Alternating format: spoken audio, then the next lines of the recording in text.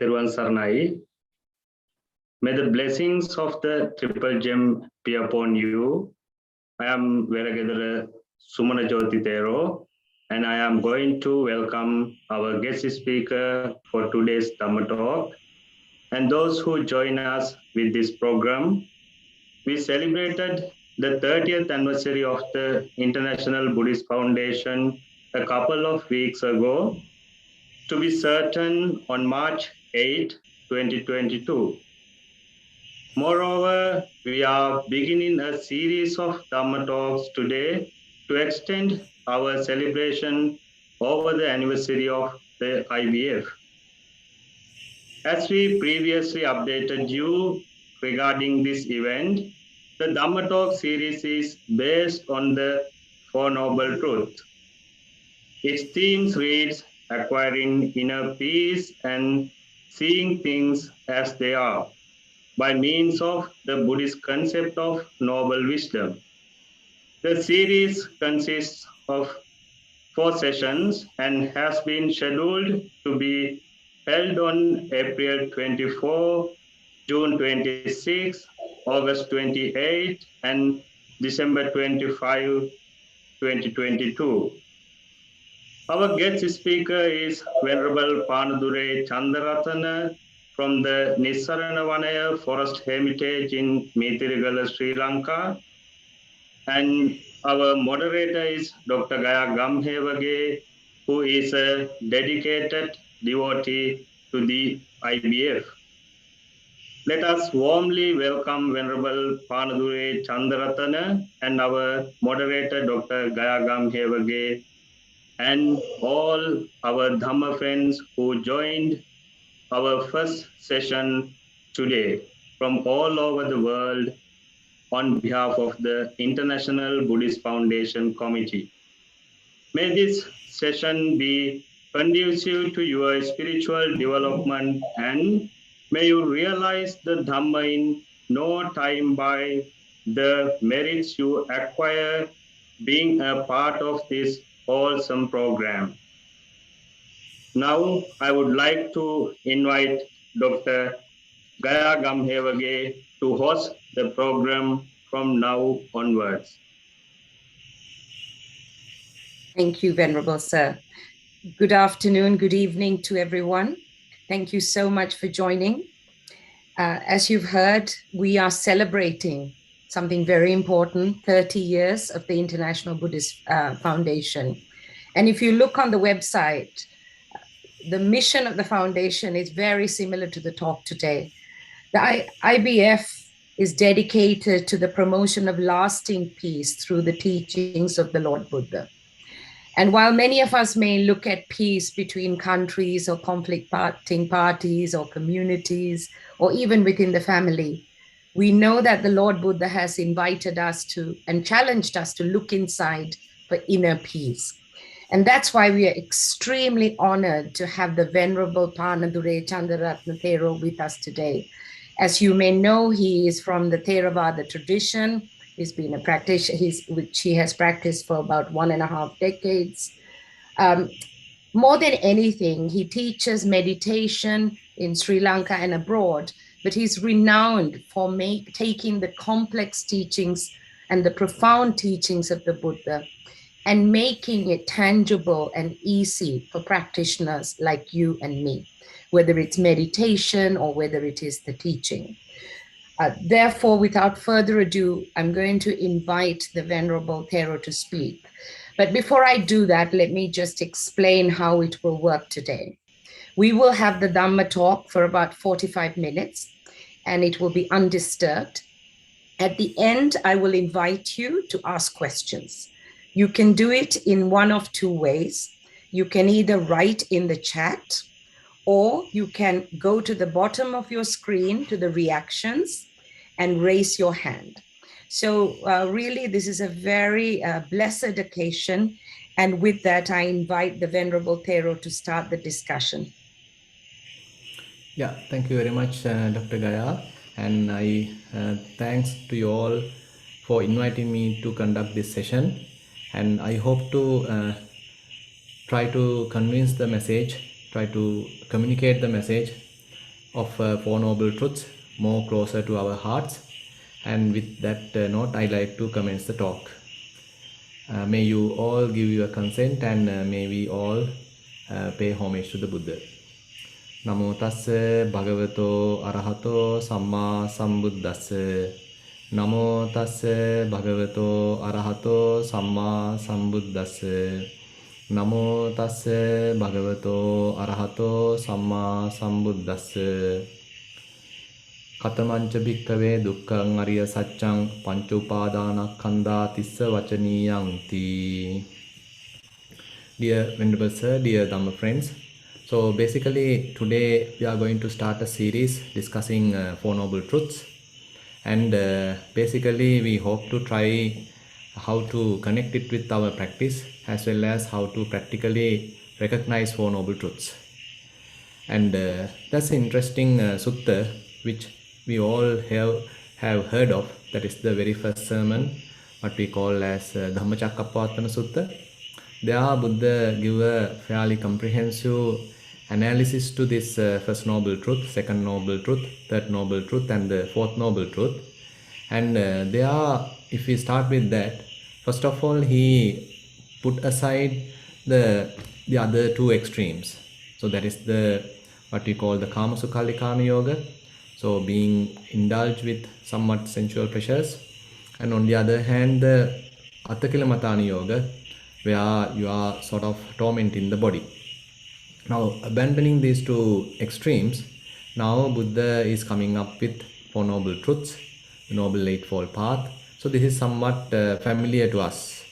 And there Buddha explained that this understanding was not there with him before he became the Buddha. And once he understood it fully, then only he declared that he has fully awakened.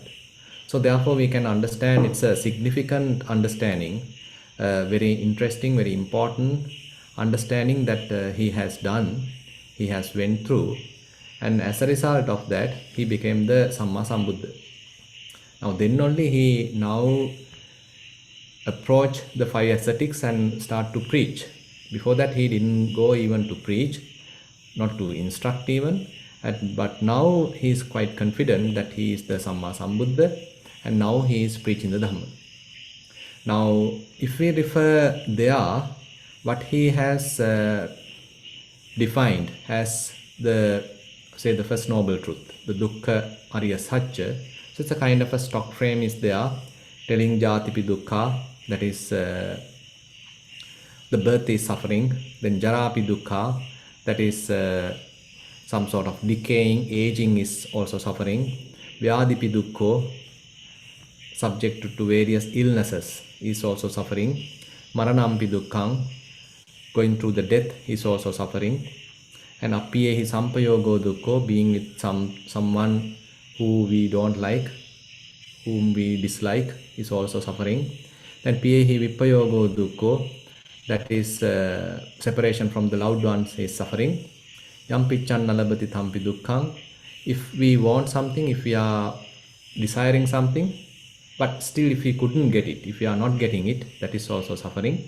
And ultimately he refers last statement as Sankittena Panchupadanakkhandha Dukkha. In brief, whole clinging aggregates, five aggregates are suffering. Now this is quite familiar to all of us as Buddhists, because quite often we are listening to Paritta chanting, and sometimes we have heard this Dhammacakkappavattana Sutta, and therefore this explanation given for the first noble truth, that is the noble truth of suffering, is quite familiar. And we all can understand, even, I mean, when we get sick, so we feel a little bit of suffering. And when we are getting old, again we feel a little bit of suffering. And likewise, we can, to some extent, we can understand, okay, there is a certain amount of suffering involved with all these activities, what Buddha has mentioned. So does that mean that we completely understood the suffering, noble truth of suffering? So actually we can't say so, because there's a last statement followed by the Buddha where he mentioned Sankittena Panchupadanakkhandha Dukkha. So this is a very interesting statement to which I like to bring your attention. And on the other hand, certain other suttas directly emphasize this particular statement. Say for example, there's a sutta in Kanda Samyutta where Buddha mentioned about mention about the 5 aggregates, and this sutta is available in the Satcha Samyutta where he dealing with various suttas referred to what you call the Noble Eightfold Path, as well as this the Noble Eightfold Path, as well as the Four Noble Truths. Now there he directly emphasized the first noble truth as the 5 aggregates, 5 clinging aggregates.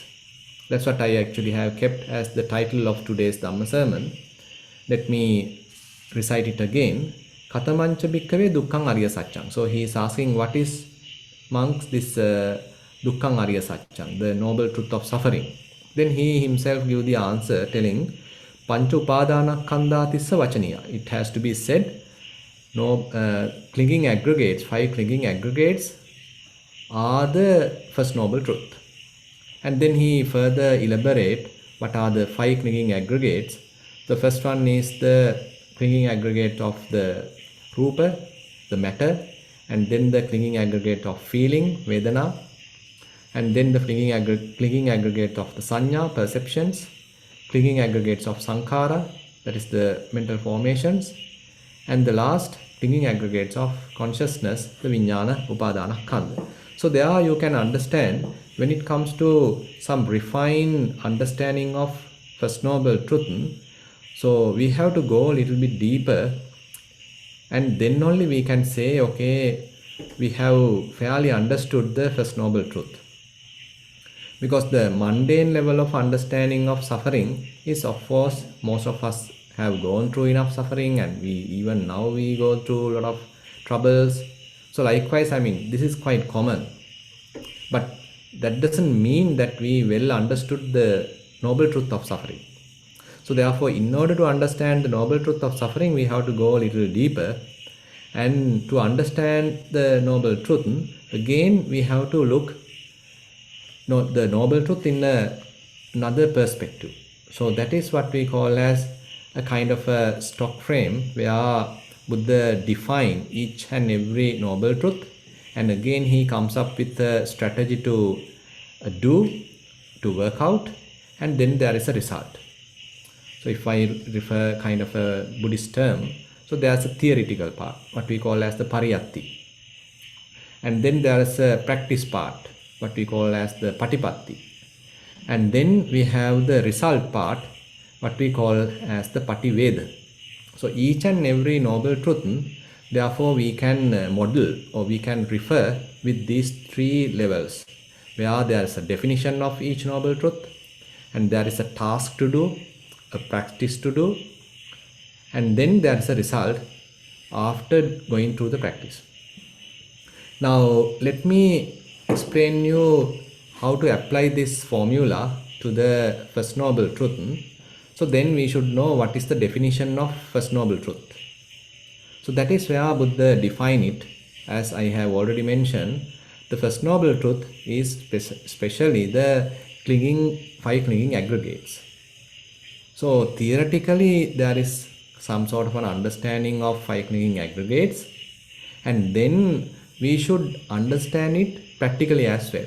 Now theoretical understanding, say for example, if I am telling you, okay, this the clinging aggregate of matter, the rupa, is one type of aggregate, then clinging aggregate of feeling is another type of aggregate, clinging aggregate of perception is another aggregate. So likewise, if I give you that kind of an explanation, does that mean that all of us have understood the First Noble Truth, even though I am now referring the aggregates? Still no, because it's still those are words. I mean, we can't say that mere definition, mere theoretical definition lead us to the complete understanding of the First Noble Truth. Now we need to practically understand the First Noble Truth. So that is the most important part. So that is where Buddha comes up with the second part, where there should be a practice, kind of a task that we have to undergo in order to properly understand the First Noble Truth. So when it comes to First Noble Truth, so the statement is idang dukkhang arya satchang. So there is suffering. There is suffering. And the second part is dukkhang arya satchang parinyaya. This First Noble Truth has to be fully understood. Parinyaya. And after you are done with it, you have completed the task, then you can satisfactorily say, okay, I have fully understood it. Dukkhang arya satchang parinyata. Now, that's another interesting point here. I like to pay your attention, draw your attention. Now, Buddha refer First Noble Truth as idang dukkhang arya satchang. Now, if I translate it into English, that refers as there is suffering. But Buddha didn't say that there is my suffering, or there is your suffering, or there is the suffering of the human beings. There is no such kind of a statement. Rather, Buddha recognizes it or defines it as there is suffering. Now, this is something that we have to pay close attention, where we have to objectively look at it. There is suffering. So, this suffering is something objectively we have to understand. It is not that we are trying to claim that I am suffering or I am going through a certain amount of suffering. So that kind of explanation is entirely wrong. Rather, Buddha asks us to look at it objectively. There is suffering. Now, say for example, if you are going through a headache, that typically our interpretation is, now I am suffering with a headache. I have a severe pain in my head. So likewise we interpret, likewise we talk. But if we are able to look at that headache objectively, is it possible to do? There is headache, there is suffering. But more than that, so we have to go further to the aggregate level, and we have to recognize all different kinds of aggregates in order to penetrate this First Noble Truth, in order to fully understand this First Noble Truth. Actually, we don't need to wait till the headache happens to understand the First Noble Truth. In a subtle level, more detailed level, more profound level, if you are to understand the First Noble Truth, so we have to go to that definition where Buddha mentioned the 5 clinging aggregates are the Noble Truth of suffering. Then we have to understand what are these 5 clinging aggregates. And not just the theoretical explanation, rather we have to practically understand this all 5 clinging aggregates. So how are we going to practically understand that? So that is where kind of a practical path is required, kind of a practice is required for us to properly understand the First Noble Truth. That is where the practice of mindfulness comes into the picture, where using mindfulness practice and again using the development of concentration and certain other skills, now we are in a better position to understand the First Noble Truth. So how are we going to do that? Say for example, you are developing mindfulness and you are having some kind of understanding about it. And suppose you are trying to bring your attention more and more to the present moment, not regretting about the past, not daydreaming about the future.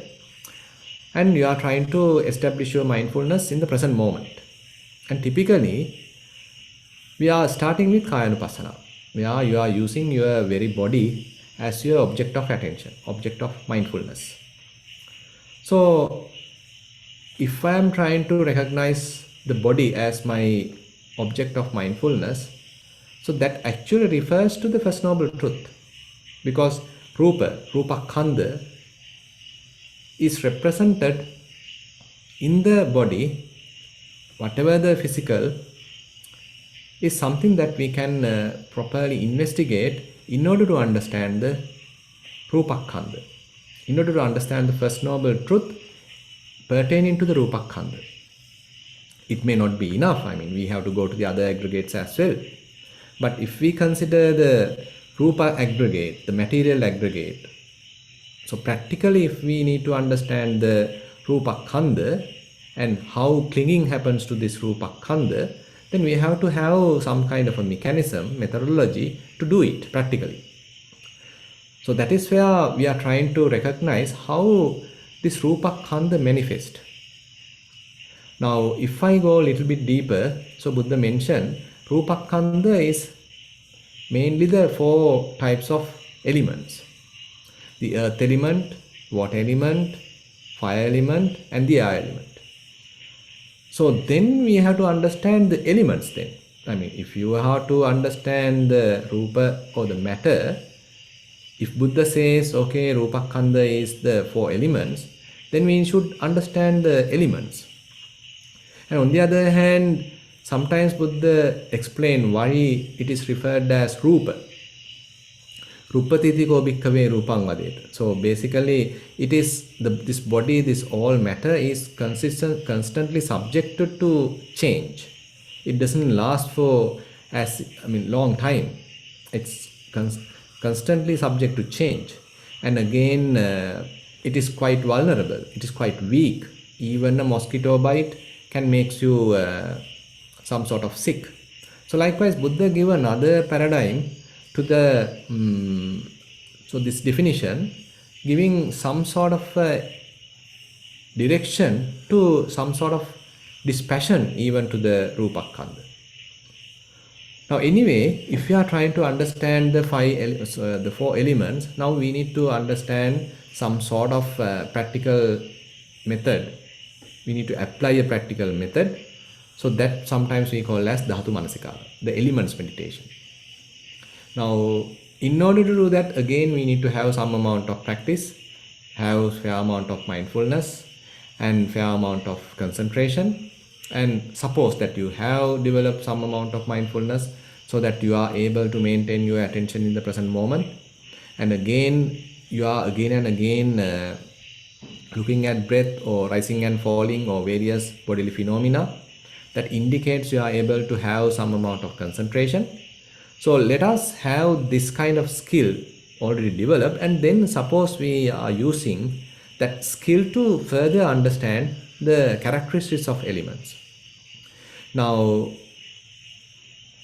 further, the earth element has certain characteristics, that is through which actually we can understand the availability of earth element. Say for example, hardness, softness, and then say lightness, heaviness. So these kinds of characteristics, whenever we feel, or even grossness, softness, so whenever we feel these kind of characteristics, so we can understand, okay, this is the manifestation of earth element.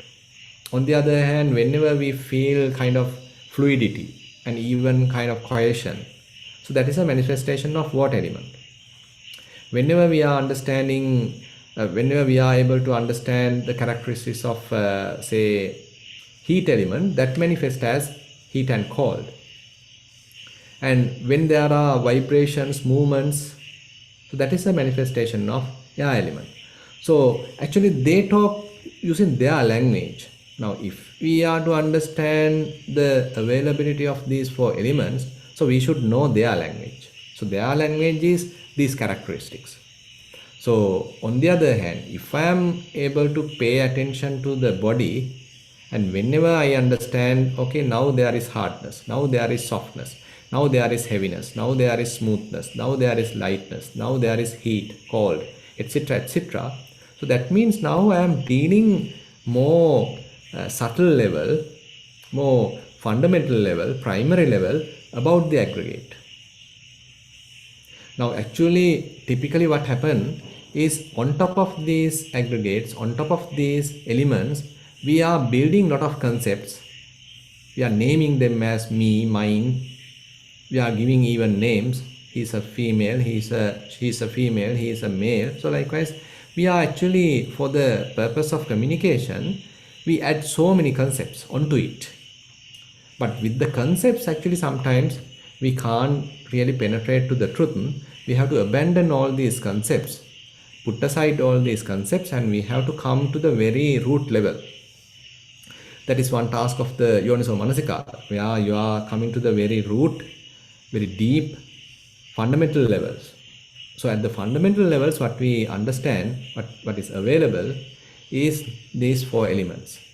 So assume that you are using your concentration, mindfulness to understand these four elements. And when you understand these four elements, that means you have to some extent understood the First Noble Truth, but only at the Rupakkhanda, only at the material aggregate. But there are another four aggregates that we need to understand. Suppose you are now doing Vedananupassana. Say you are observing various feelings. There we can say, okay, different feelings are there. Sometimes it is, say, pleasurable feelings, sometimes painful feelings, sometimes equanimous feelings, and sometimes bodily feelings, sometimes mental feelings. So likewise, different kinds of feelings also happen, and those also have to be observed. Now you can see, say, if you are to understand the feeling aggregate, you have to carefully observe these different kinds of feelings. Now, just knowing the names of feelings does not say that you understand the feeling aggregate. Rather, you have to practically recognize each and every feeling when they are coming out. So you have to pay close attention to each and every feeling.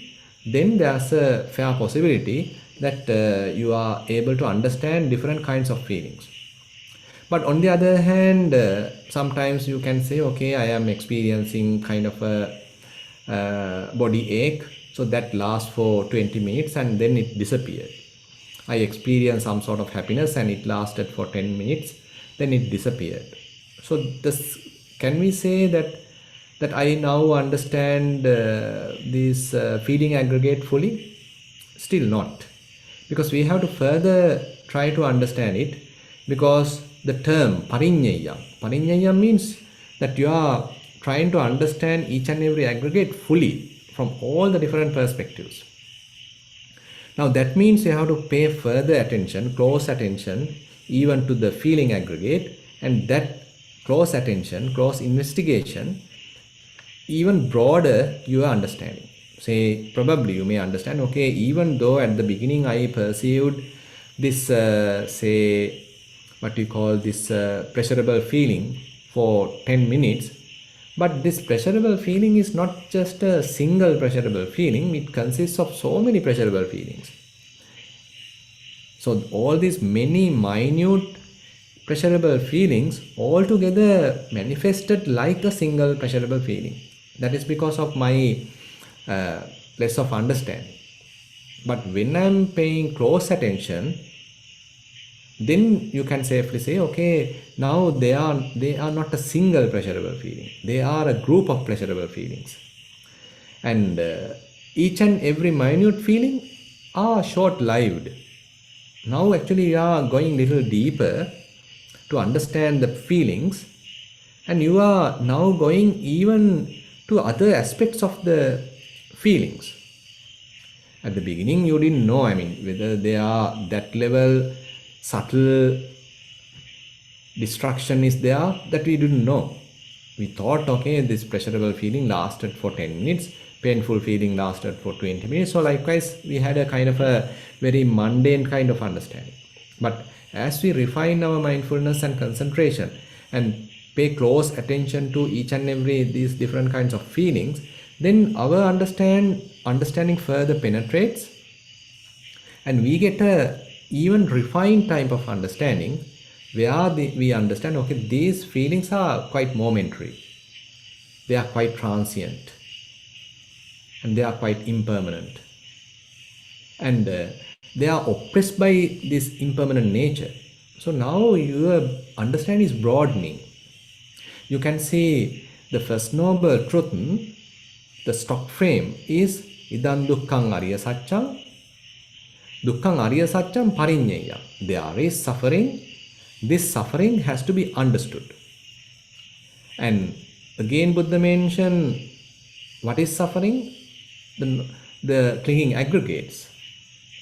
Now, clicking aggregates, now you are trying to understand from different angles, paying close attention, observing them for a long time, carefully investigating. Then you can say, okay, I have done fair amount of Vedananupassana.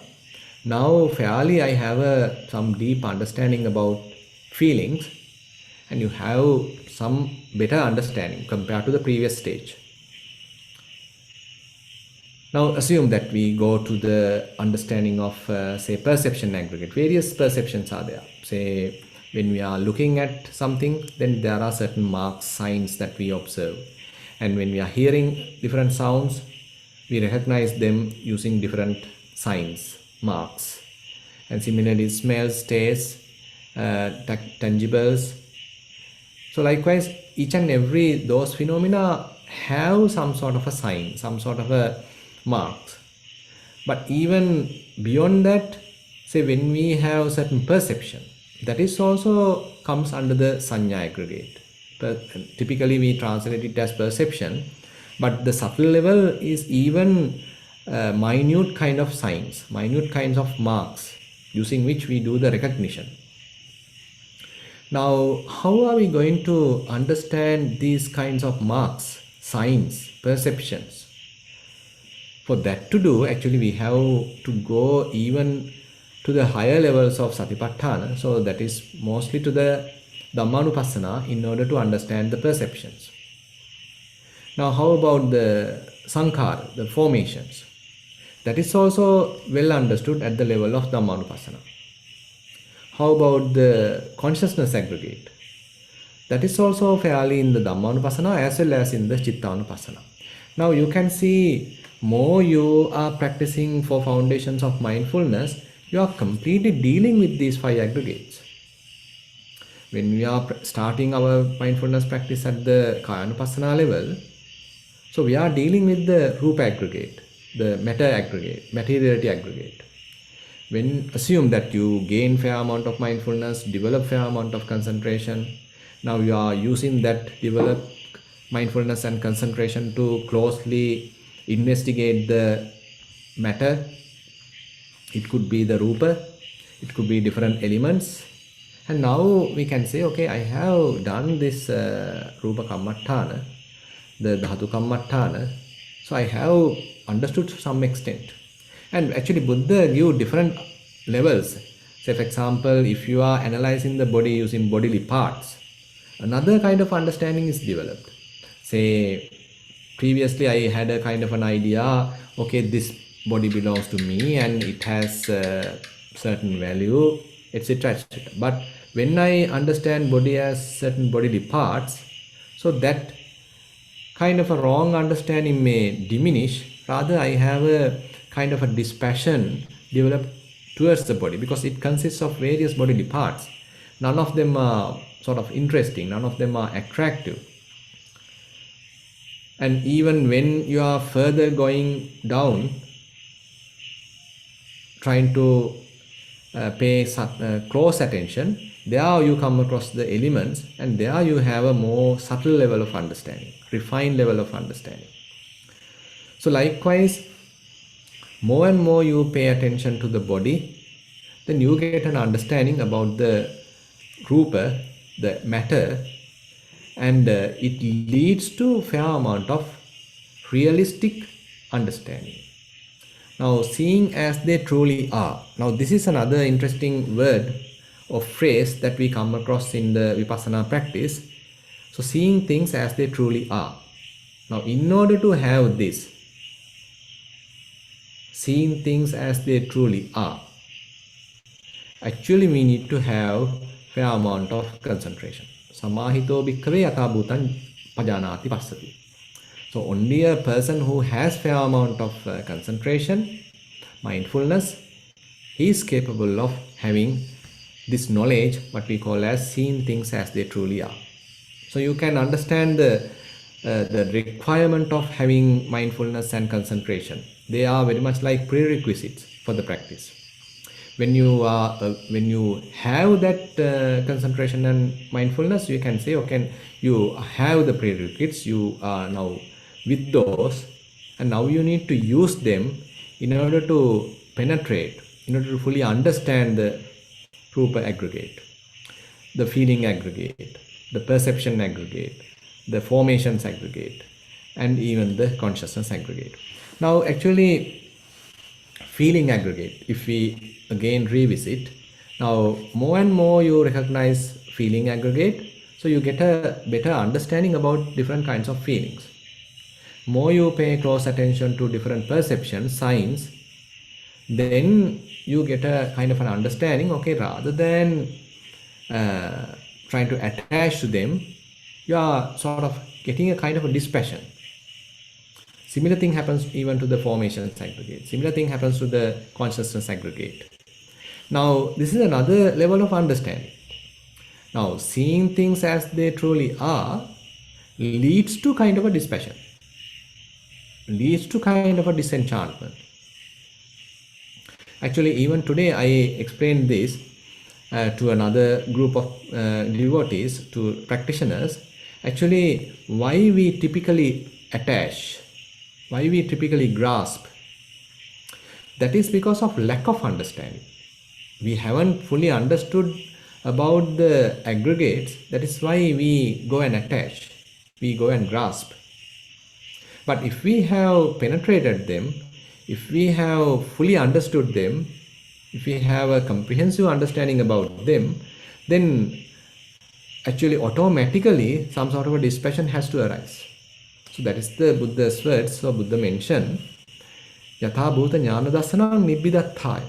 So whenever you have fully understood all these 5 aggregates, so it definitely leads to dispassion. It definitely leads to disenchantment.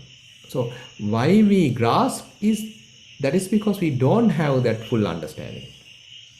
So that is why we need to emphasize here dukkhaṃ ariya saccam pariññeyyam. So the word pariññeyyam. So you have to fully understood this aggregates, these clinging aggregates. Carefully you have to understand. You have to practically understand. Experientially you need to understand. Actually, there are 3 levels of knowledge we can say, we can recognize. The first level is simply the book knowledge. Say you are reading books, or you go to the internet and read, or you may listen to Dhamma. So this is very much the kind of a superficial knowledge we gather. Still, they doesn't belong to you. I mean, basically they are, I mean, you can refer, I mean, I have read so many books and I have written so many books, or I can even read, I have made a thesis, etc., etc. You can talk. But still, the knowledge is very much superficial. But on the other hand, with those acquired knowledge, you can even argue, you can think, you can logically think. So likewise, internally, you can do a lot of analysis. Then your understanding further broadens. That's sometimes referred as Chintamaya Prajñā.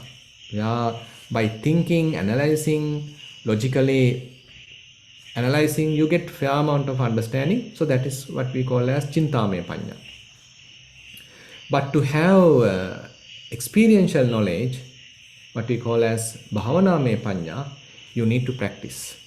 So at that time, it is not someone's knowledge, it is not a kind of a borrowed knowledge. Now we are referring our own knowledge. So that is the most important part. That is where you really trying to understand the First Noble Truth. You really trying to understand the First Noble Truth directly. It's a kind of a direct understanding. It is not someone else's understanding. So Buddha have understood the First Noble Truth, and then he has preached the Dhamma. So he understood it. But now I am trying to understand it. So he has given kind of a guideline. Using that guideline, I am now trying to understand the First Noble Truth within myself. Using the body, the Rupa aggregate, the body, then using the feelings, using the perceptions, then using mental formations, using different consciousness. So I am now into the practice. Now I am very much directly in touch with the aggregates. Now I am trying to analyze them. I am trying to look at them from different angles, trying to penetrate them and trying to understand their behavior. So this is where the deeper understanding of aggregates are happening through the practice. And there, at a given time, I can say, okay, I have fairly understood these 5 aggregates. So I have fairly done the task pertaining to the First Noble Truth. Dukkhang Arya Satchang Pariññātaṃ. So I have fairly done the task. What is the task? Understanding the 5 aggregates. So the very important thing here, the 5 aggregates has to be understood. First of all, we need to recognize what are the 5 aggregates, and then those has to be penetrated, those has to be properly understood. Practically, we have to understand them. Then we can safely say, okay, I have fairly understood it. Actually, in order to say that statement, okay, I have fully understood the First Noble Truth, actually the different levels of vipassana knowledges or insights have to happen within ourselves. Then only we can fairly say, reasonably say, okay, I have fully understood the 5 aggregates. Till that, actually, we partially understood the 5 aggregates, we can say. But slowly, as we continue our practice, our understanding about 5 aggregates deepens. At first, probably I have understood it partially. Then as we are continuing with our practice, this understanding deepens. And it doesn't limit to the body itself. I mean, you may start with your own body as a kind of a laboratory, but later you can apply this understanding even to the outside. So that is where the phrase ajjata bahidda. At first you started with your own type of aggregates. I'm using the term own, but they are not, I mean, it is not precise, by the way. Just for the communication, I am using that word. So first of all, we apply this investigation to ourselves, trying to understand the 5 aggregates. And after that, that knowledge what we have acquired can even apply to the outside. Then we call, okay, there is a external type of understanding.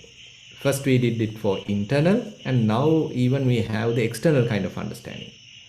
And there later, even this internal, external, so this distinguishment, even that can break. So everywhere what you may have is a kind of a common characteristics.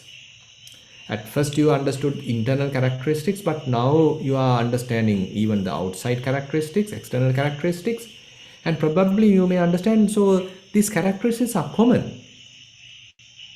So the earth element manifests within, inside. Earth element manifests outside as well. So what's the difference? There is no difference. So this is merely the earth element.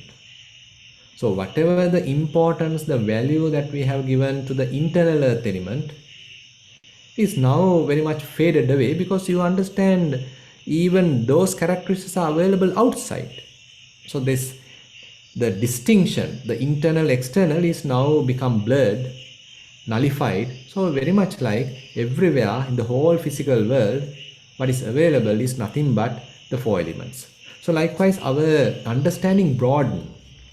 This pariññāyaṃ, so Buddha emphasized that you got to understand these 5 aggregates. So this understanding broadens.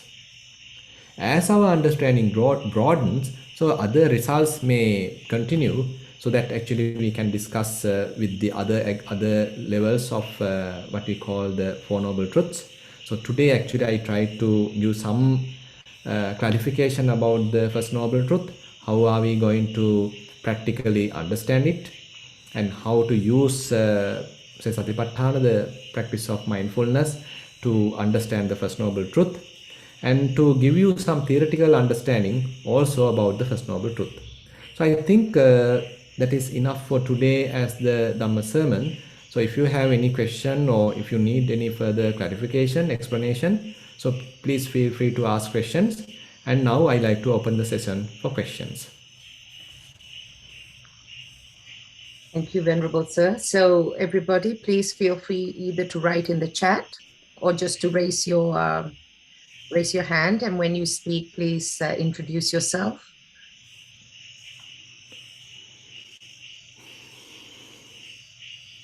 So we had a very profound and useful sermon.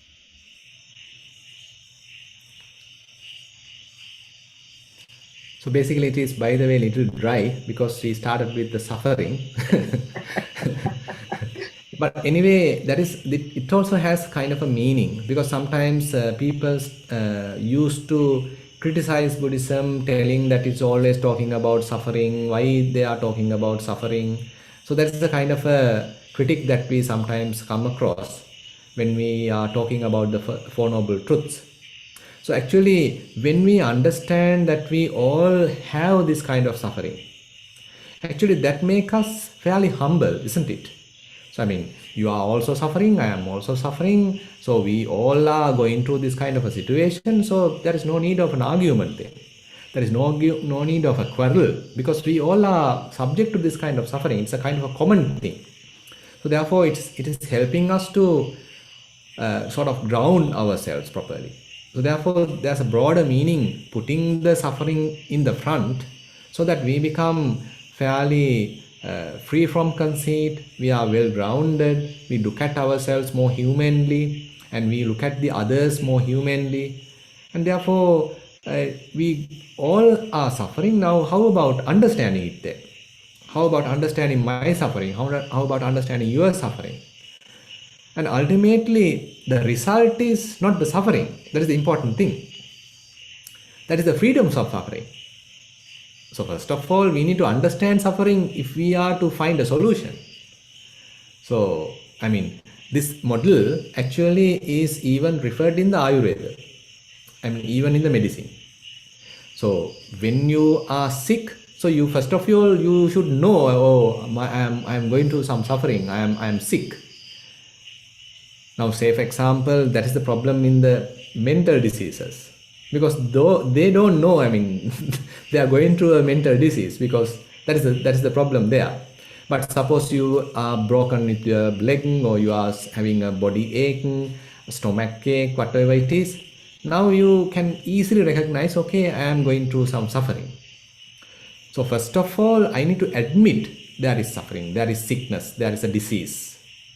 That I should recognize. Then only I can seek a doctor, I consult a doctor, going after a solution. So even if I don't understand that I have a problem, even if I don't understand I have a disease, then there is no way out. So that is why, first of all, understanding there is suffering, the presence of suffering is quite important. So therefore it has a broader meaning, a deep meaning, why Buddha has put the First Noble Truth as the very first thing, rather than putting, say, Nibbana as the very first thing. Thank you, Venerable Sir. So as a doctor, I can only agree. So it's exactly how we learn medicine. So you have the symptom, which is suffering. Then the second noble truth is about the cause. Yes. The third is what we call the prognosis. Will I get better or not? Exactly. Can it be cured? And then the last one is the treatment, the path. So actually, this is exactly how a doctor learns about disease. So very interesting. But I was also interested, while people are still very shy, I think they're thinking, I was very interested in your, the mundane understanding of suffering, headache, depression, but really going and looking at the 5 aggregates and shifting your perspective to that. And I found what you called your stock frame, Pariyati, Patipatti, and Pativeda, really, really useful. So can you talked about the Pariyati, the theory and the definition. You talked about the practice. Can you talk a little bit about the Pativeda of doing this? If you could take that step further. Thank you. Yeah, so that's actually the Pativeda is broadening. Actually, we can't immediately say I have completely fulfilled Pativeda till you become an Arahant. So actually, Pativeda has different levels.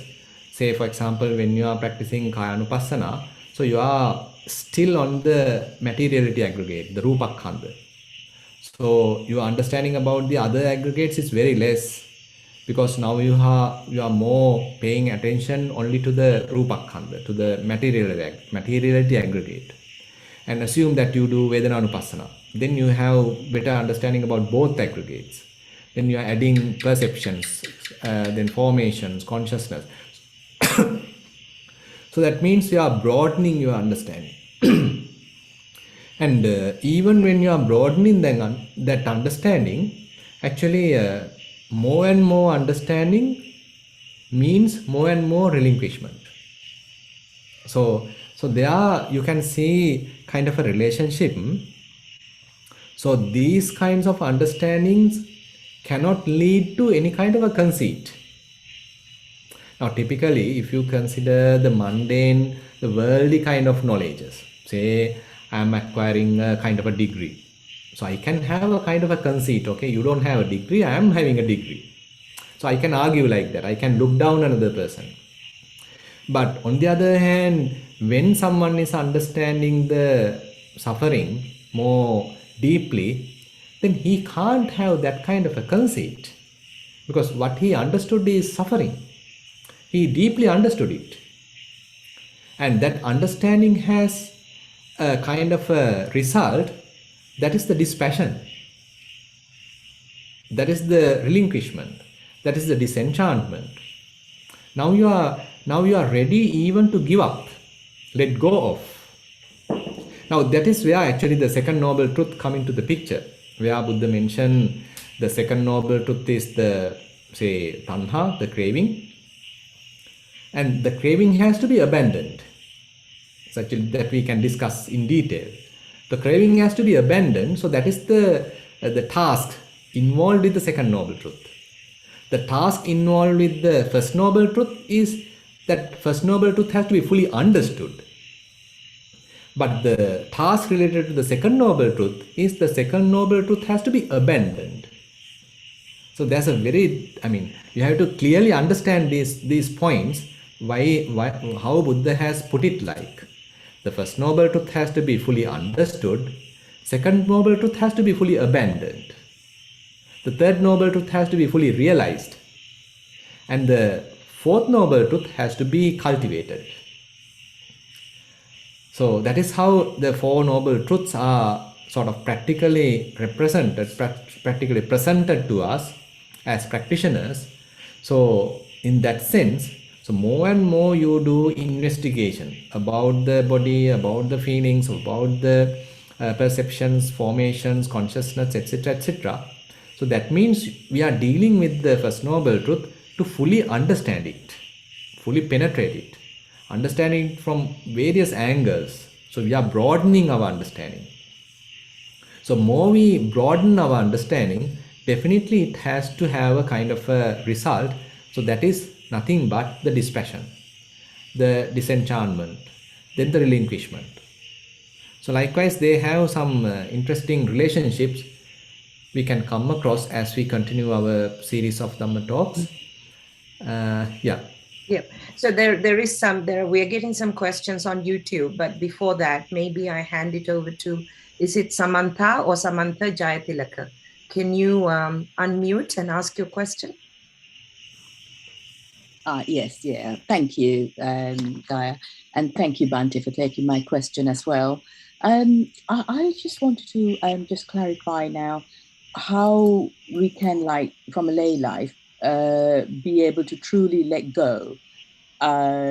Say, because we go through various challenges, and say we have different types of emotions as a result that come to us. And to me, I know that we have to look at things. I can see things arise, the anger arises or hatred arises and pass away, etc. And I keep watching that. But at the same time, when it happens again, when I'm not in sati, I would react. And I would sort of like create further karma, and then I would regret afterwards and say, oh, well, I should have been a bit more, calmer and should have been in control. But to be able to fully let go, is it just through my practice of, say, my practice is mainly the breath meditation, through the experiential realization of anicca? And I know, some talks, they say you need to actually see the impermanence of the five aggregates, the arising and passing. So what does that exactly mean? The forms, the rupa, it's not the rupa as in the external objects, or is it the rupa in the mind? whatever's formed in the mind, the rupa, the vedana, sanya, sankhara, and the vijnana. What does that actually mean? You have to see the impermanent nature, and how is that achieved? Sorry, Bandhu. Yeah. And sometimes it's pretty sort of scary as well when you go through the latter stages of the meditation, the anapana, there's fearful and dispassion, and so that one doesn't go mad or whatever. Yeah. Okay. So thank you, Bandhu. Yeah. So quite interesting and quite practical question. So basically, I mean, we all can say, okay, I have born about 40, 50 years ago, and now I'm going through aging, and ultimately after 20 years, okay, I have died. Yeah. So basically, there also we can say this human life is impermanent. So that is very much kind of the more conventional kind of death that we are talking. Yeah. And that understanding important, but that is not enough. So that is where the kind of momentary experience, direct experience is required or emphasized, where you are developing fair amount of mindfulness and concentration to recognize this momentary death, momentary impermanence. The impermanence that which I have just mentioned, I mean, human life is impermanent. People only have, say, 70, 80 years of lifespan, so it is impermanent. So that is a kind of a mundane or gross level of impermanent that we typically have. But the more profound level of understanding of impermanence, if you want to have, then you have to have mindfulness, concentration, and all those kinds of qualities developed. And with that quality, that you need to investigate all these different phenomena. That is where Buddha go in detail. These all different physical phenomena consists of 4 elements. Now, in today's terms, in the scientific terms, okay, we have different atomic particles and all these different things. So, in the Buddha's terms, so they are very much like the elements. So, they are the most fundamental constructs of this matter. Now, if you are to understand that, you need to observe the manifestation of these elements. That's why I have mentioned, so whenever the earth element manifests, it manifests as hardness, as softness, as heaviness, as lightness, as grossness, or as softness. So basically 6 characteristics are there for the earth element to manifest. So whenever you are able to recognize any of these characteristics, you can safely say, okay, the earth element has come forward. It is the most prominent one here. Say another time, assume that you are recognizing the movement, say vibrations. There you can safely say, okay, now the air element has manifested. It has become more prominent. Suppose now you are recognizing the flowing part. Flowing, say you are paying close attention to your body and you feel the blood circulation, for example. There the fluidity is more emphasized. There you can say, okay, now I am experiencing the water element. Suppose you are experiencing heat or cold, so that is the manifestation of the heat element. So likewise, all these different elements have their characteristics and using which we understand their presence. And after we have that kind of an understanding, then we are further observing how they are sort of continuing. I mean, just merely understanding their presence is not enough. So you may understood, okay, earth element is present because you understood, you have experienced the hardness, you have experienced the softness, you have experienced the heaviness. So the earth element is present. So that is one level of understanding. But more and more you are closely observing these elements, they start to change. This hardness is not lasting for a long time. This hardness begins, lasts for a moment, and then it disappears. This softness starts for a moment and then starts or begins momentarily and then it passes away. So likewise, even these element characteristics are impermanent. So that is where you need a fair amount of concentration to recognize how momentary lifespan these elements are having. Even though we call it earth element, air element, etc., they are not names, or they are not what you call the nouns. Rather, they are referring to some sort of energies, we can say, in today's terms. So you need to understand that level of behavior. Then we can say, okay, another deeper understanding we have about the matter. So I am paying close attention to the body. Now different kinds of elements are present. And more I am observing them, they start to show their impermanent nature. They start to show their unsatisfactory nature. And it is beyond your control. They start to show their non-self nature. So likewise, so more you pay close attention to these elements, they start to show their real nature. So and another point I like to highlight, so Buddha in general, he mentioned whatever the conditioned phenomena, they show three characteristics. There is a beginning, there is a formation side, the arising side, and then there is another fading away side, and in between there is a change. Now, more you pay close attention to all these subtle characteristics, then you can recognize all these changing phenomena, how they are arising, how they are changing, how they pass away. So now, actually we can say you have a broader understanding about the aggregates, broader understanding about the rupa, the matter, and same thing applies to the feelings, same thing applies to the perceptions, the mental formations, even to the consciousness. So likewise, you are now paying close attention to these aggregates. As a result, you have some profound understanding about them.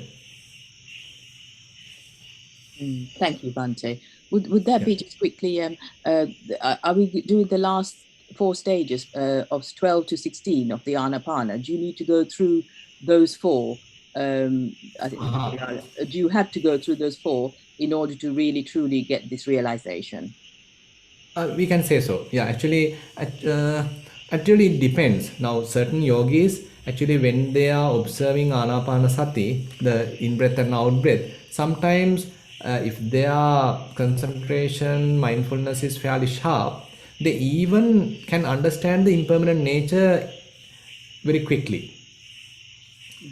So some others, actually they have to spend fair amount of time in the Kayanupassana, then they may even look at different feelings, even different thoughts, and then as we are continuing, probably now only they understood the impermanent nature. As you explained in the Dhammanupassana section, Aniccanupassi, Viraganupassi, etc. So that impermanent nature now only they understood. But if you refer, say, Satipatthana Sutta, even at the Anapanasati level, Buddha mentioned Samudaya Dhammanupassiva, Viharati Vaya Dhammanupassiva, Viharati. So likewise, so that impermanent nature is highlighted at the very early stage, even at the Kayanupassana stage.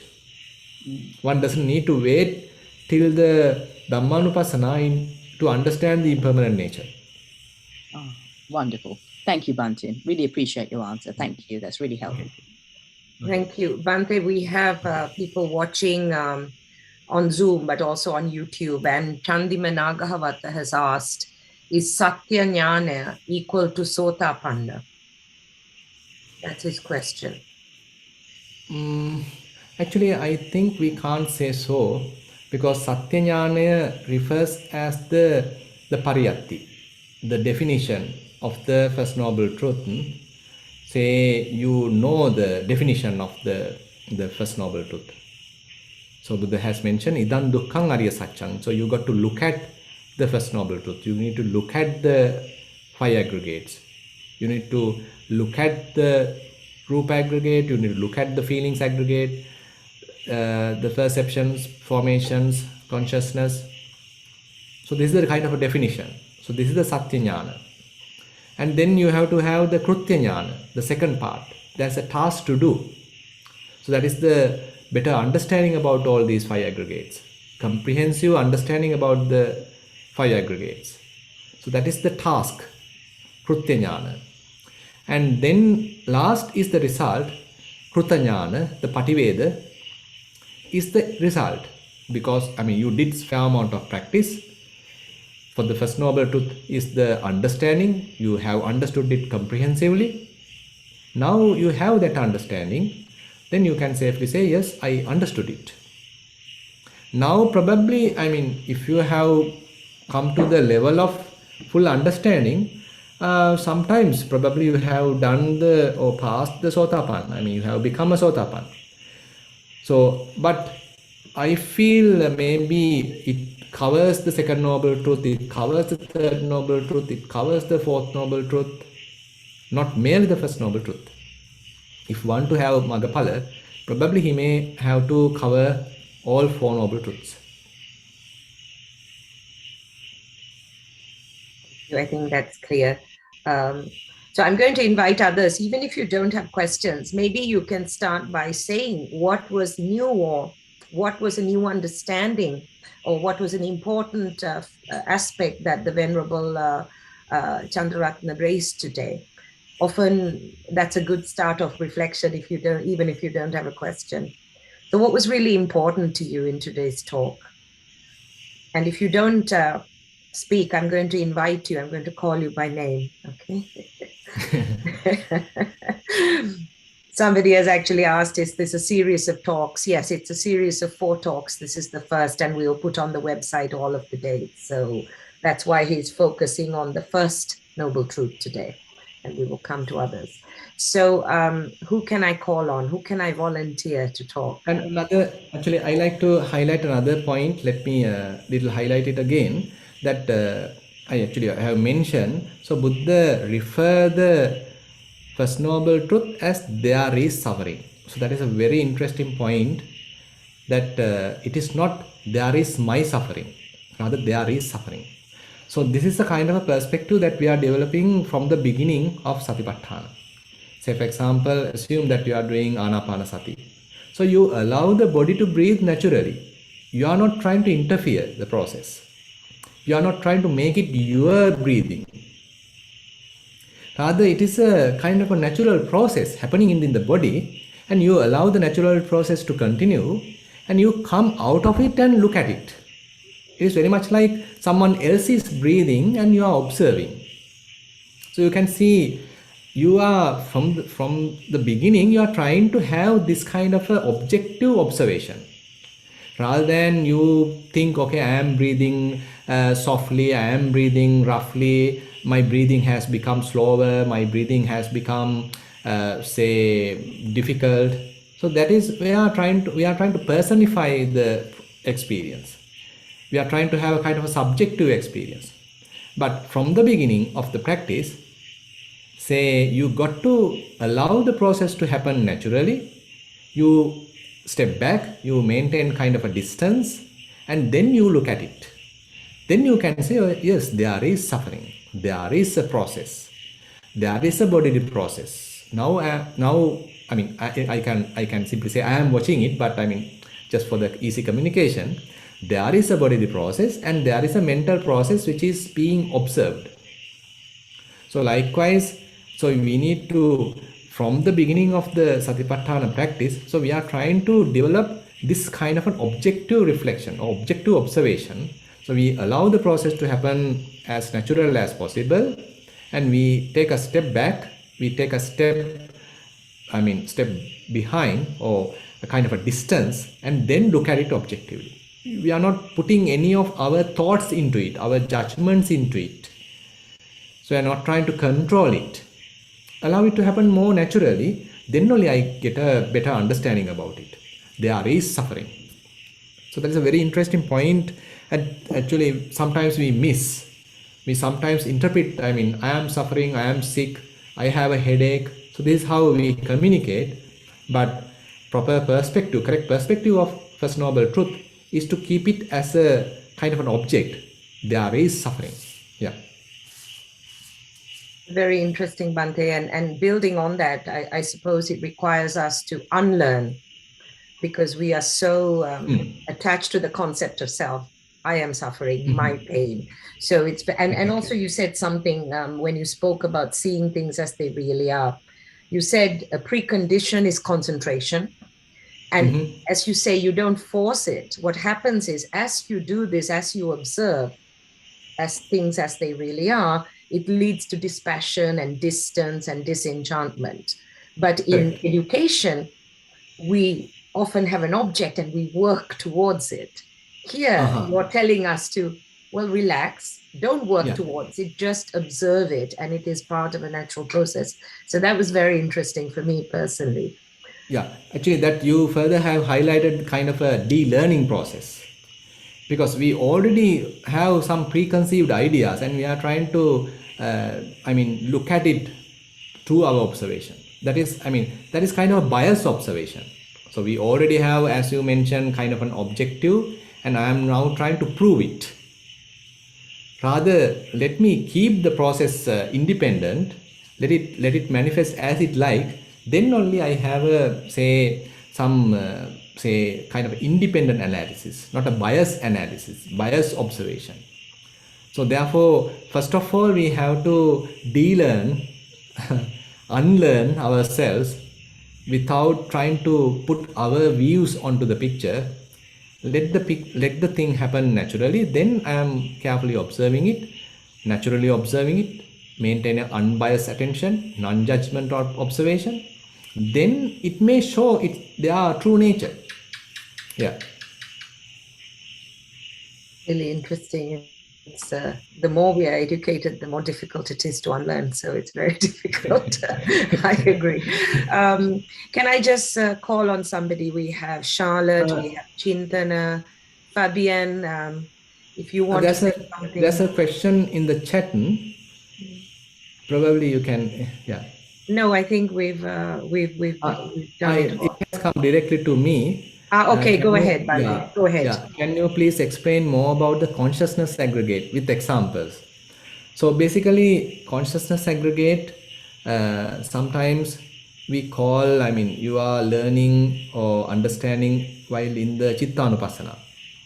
So, because in the Chittanupassana, the Chitta, consciousness is what we are trying to understand. But say for example, when Chittanupassana is started, so Buddha start with Saragan va Chittan, Saragan Chittanti Pajanati, Vitaragan va Chittan, Vitaragan Chittanti Pajanati. So that is very much like consciousness has colored by lust already. And now I am understanding a consciousness colored by lust. Now it has manifested.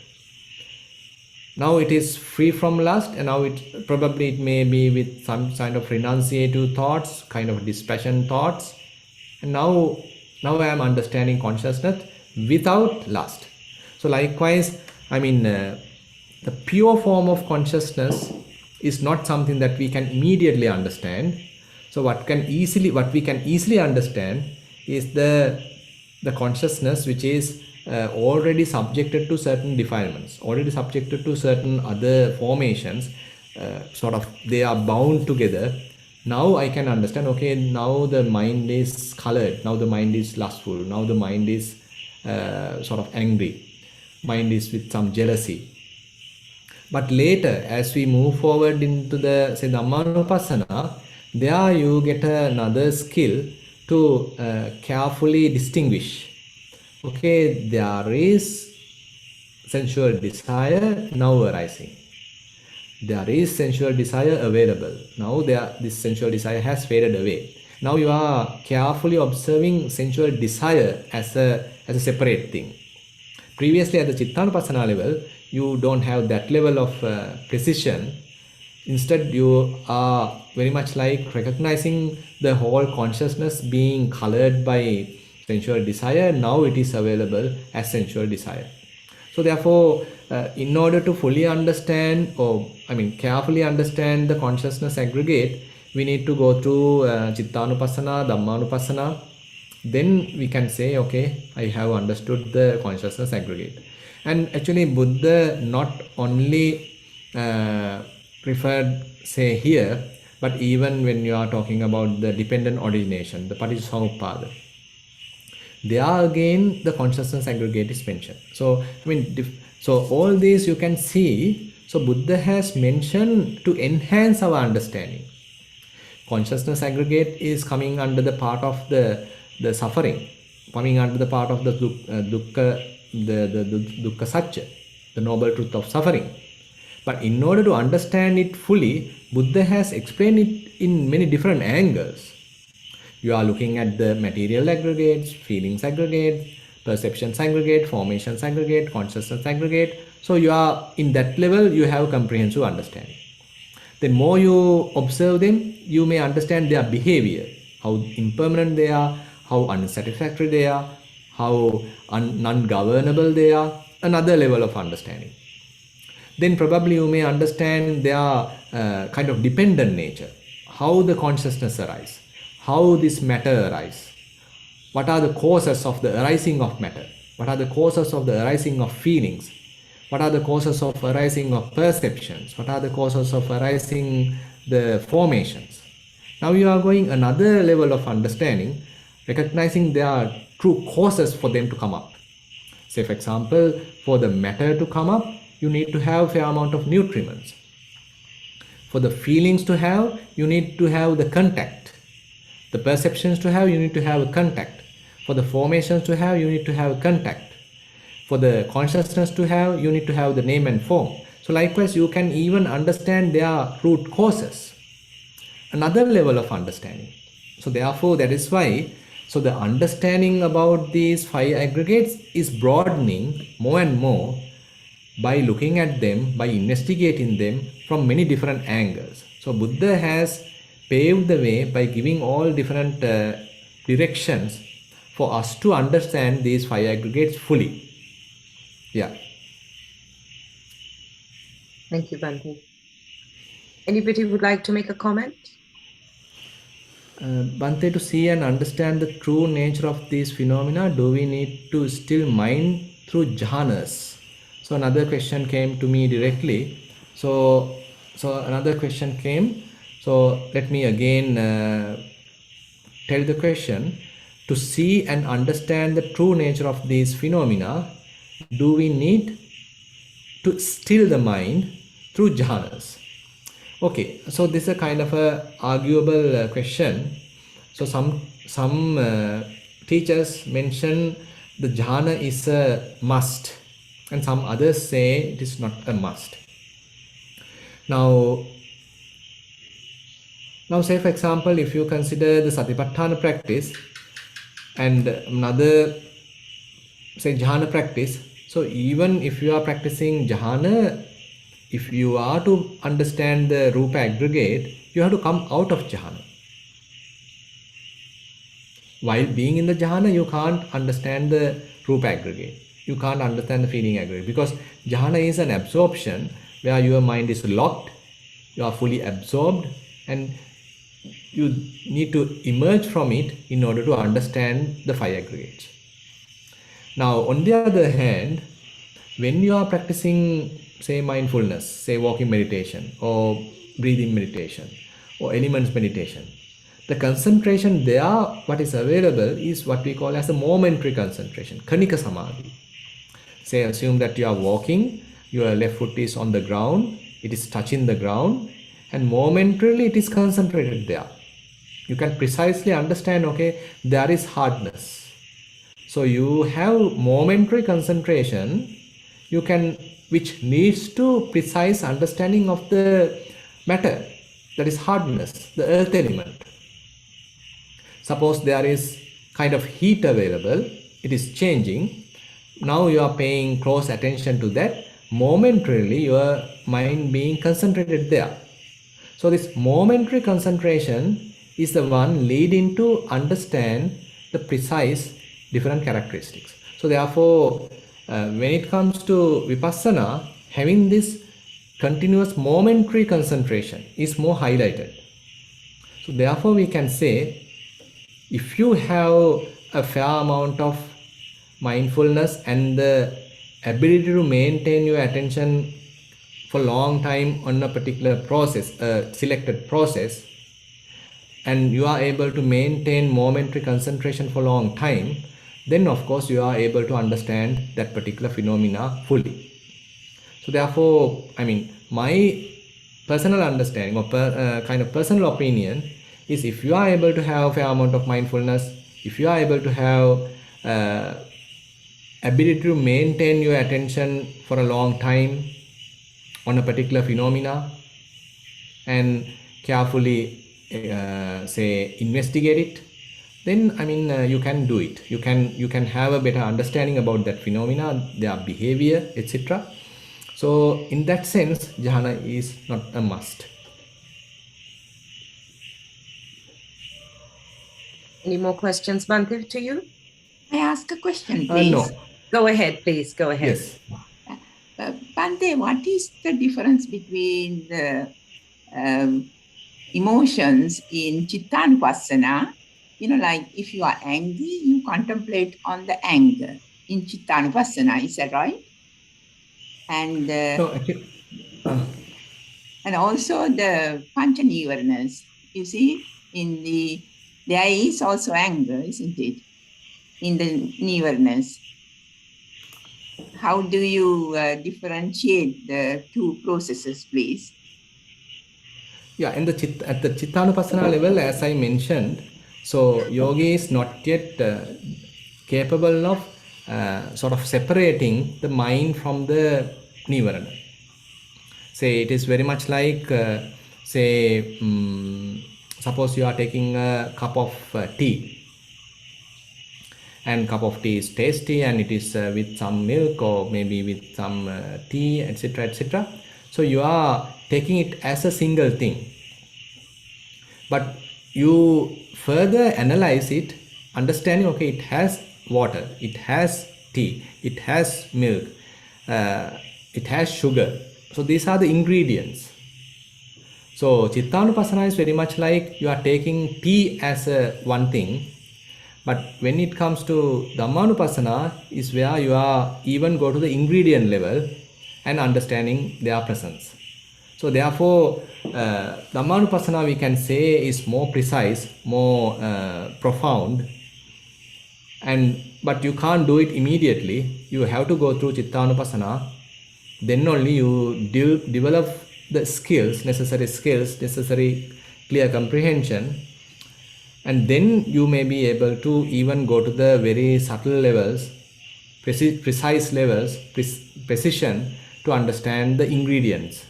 So that is where, say, in the Chittanupassana, when the mind is angry, so after it has colored by anger for some time, to some extent, then only you are aware of it.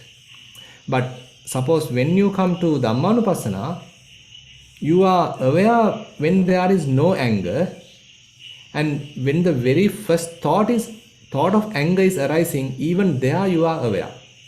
So you can see a fair amount of precision is there, a very sharp mindfulness is there. So even the very first thought of anger you can recognize. Then suppose that you are adding more angry thoughts, that constructing part also you can recognize. And if you are not supporting the anger, now it starts to fade away, and once it has faded away, even that you can recognize. So therefore, at the Nivarana Pub in the Dhammanupassana section, it is more comprehensive, it is more precise, more profound, where you are able to understand the complete, mechanism of the thought process. Oh, I see. Yeah. So in Chittanupassana, as soon as you become angry, you become aware of it. Is that right? You contemplate on that. Can you repeat the question? As soon as you become angry in Chittanupassana, you recognize and be aware of it. Okay, is that right? That means, yeah, we can say so. So that means anger has to grow to some extent for you to understand it. Till that you are not mindful enough to understand it. It has to come to some level, then only you are sort of triggered, okay, I mean, there is anger. I mean, I am now, rather than telling I am, so there is anger available. But in the Dhammanupassana level, you are aware when it is no anger, and you are aware even the very first thought of anger. Okay. Because you are not mindful when you have got 5 hindrances, isn't it? You are not in the concentration level. That's why you are having the 5 hindrances. Is that right? Actually, here in Dhammanupassana, even 5 hindrances we are using, but under the supervision of mindfulness. Yes, yeah, obviously. Then only you know. Yeah, exactly. Yeah, okay. Thank you, Bhante. So basically, we can say like this. Say when our mindfulness is weaker, so in order for us to understand the presence of anger, it requires to grow to some extent. But when our mindfulness is more stronger, even a very subtle anger you can recognize. Oh, I see. Yeah. That's the difference between the Chittanupassana and the Dhammanupassana. Dhammanupassana. And when you are reaching the Dhammanupassana level, you have a fairly developed mindfulness, fairly developed wakefulness, and the kind of the sensitivity to your mind. So the even a very subtle angry thought, kind of a resentment, or rather kind of a resistance, kind of a dislike, a little bit of frustration available in the mind at that even that very early stages of anger you can recognize. Oh, I see. So before that, it is Chittanupassana. If anger comes, you must contemplate on the Chittanupassana. Yes, exactly. So Oh, I actually after practicing Chittanupassana, only that you are sort of refining your mindfulness, sharpening your mindfulness, and say further improving your concentration, wisdom, etc. Then only you can come to the level of Dhammanupassana.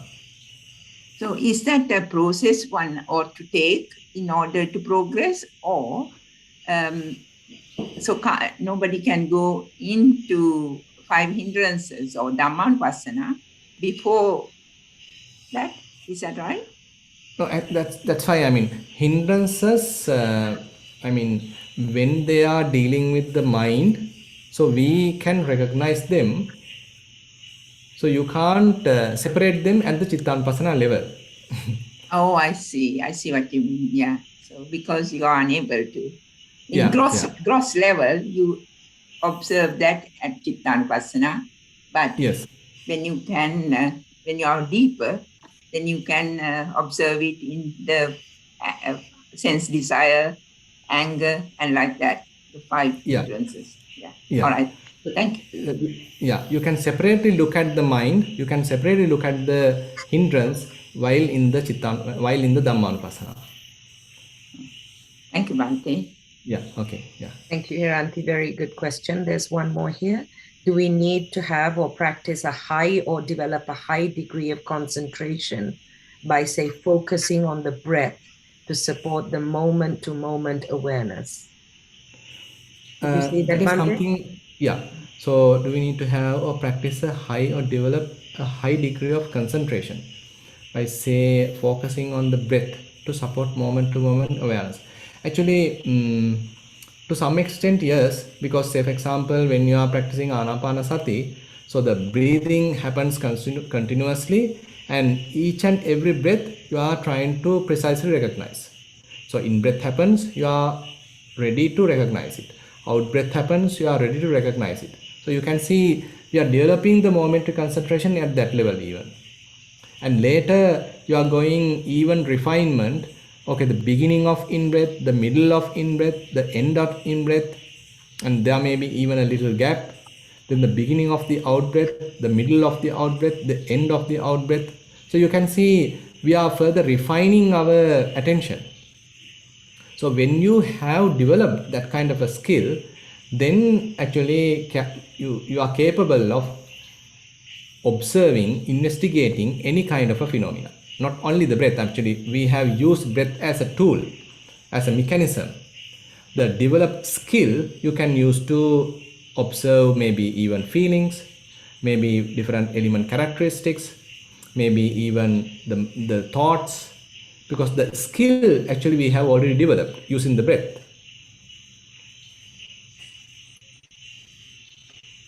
Thank you, Bhante. So it's becoming time to wind up, and I'm finding the questions really. Hello. Can I ask a question, please? Last question, then. Yes. Bhante, Yeah. Bante, Can you you give me said a that. moment? Can you give me a moment? I need to, fix the electricity because my battery is running out. Okay. Give me a moment. Huh? Yeah.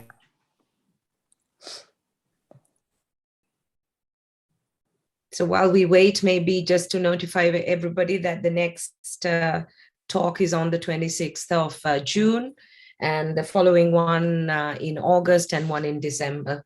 So please mark your calendars. Is it Shirani who is going to talk now? Yes. Thank Shriyani. you. Shriyani, Yes. sorry. Thank you. Yeah, you can continue. Right. Bante, you said that you don't have to, if you are in jhana, you have to come out of jhana to do the vipassana. Yes. Yeah. And that means your concentration, the focus, your one-pointed mind, you are in samadhi now, right? Yes. So you So, come out of samadhi to do the vipassana, or no, but there is something called vipassana samadhi as well, isn't it? yeah, Vipassana Samadhi is also there. But Yeah. here, suppose if you are practicing Jhana, so Yeah. while being in the Jhana, you can't do anything else. You are fully Yes. there. Understand. Yeah. Yes. So, yes. Now, if you are to practice Vipassana, now you need to emerge from Jhana. Yeah. And that skill that you have already developed, that concentration, Yes.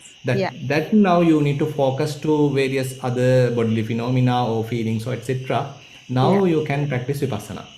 Okay. So still you are using that one-pointed mind to do the vipassana. Am I right? Correct. Yes. Right. So now, can we come into the vipassana Samadhi, Dhyana. samadhi? Dhyana? Sure. Yes. There are Vipassana Samadhi as well, Yeah. but there's quite difference. Now in the Samatha Samadhi, you always associate an object. Yes. Vipassana Samadhi also, actually, it's a kind of a broad, different levels of Vipassana Samadhis are there. So there are Vipassana Samadhi associating objects, and there are other Vipassana Samadhis not associating objects as well. Say for example, you are continuously observing various bodily phenomena. Yes. Momentary, Sensation? sensations you are continuously observing, for example. And you assume that your mind is not wandering, you are fully with these different sensations. Continuously, the mind is doing it by itself. Then you can say, Indeed. okay, Understand. it is fairly concentrated. Now there's a type of Vipassana Samadhi.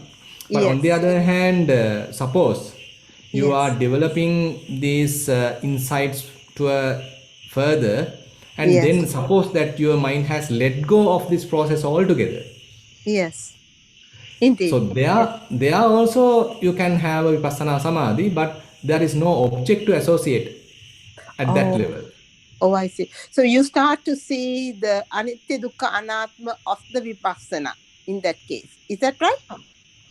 We can't say the Vipassana. We always have Anitya Dukkha Anatma, the impermanent, suffering and non-self as various phenomena.